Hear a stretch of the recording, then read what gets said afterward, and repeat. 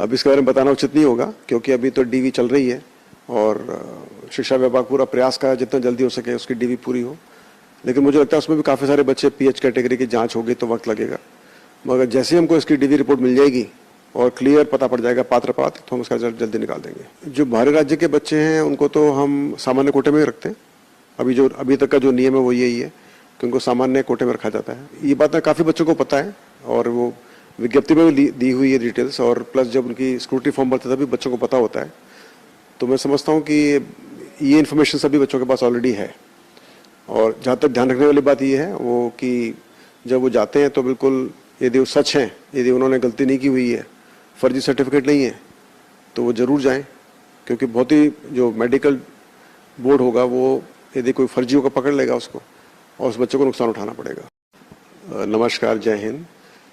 तृतीय श्रेणी परीक्षा जो कि जनवरी में हुई थी उसके जो ऑब्जेक्शंस थे उन पर काम चल रहा है, और जैसे ही वो ऑब्जेक्शंस का उसमें L1 में काफ़ी सारे ऑब्जेक्शंस थे, बाकी में इतने नहीं है, तो उसी की कार्रवाई चल रही है। अभी हमारे एक्सपर्ट्स उसको जांच कर रहे हैं और हम प्रयास कर रहे हैं कि हम इसी महीने में इन सभी ऑब्जेक्शंस को निस्तारण कर लें।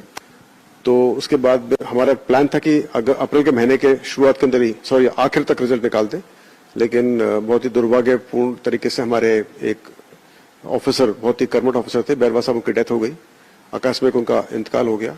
तो उसकी वजह से थोड़ा सा गैप हो गया और थोड़ा टाइम लग गया, क्योंकि फिर नई टीम को कार्रवाई करनी थी वाली, और उसके चलते थोड़ा डिले होगा। 2 का रिजल्ट हम अप्रैल के आखिर में निकालें, नहीं तो मई के महीने में सब रिजल्ट निकाल देंगे। नमस्कार, जय हिंद।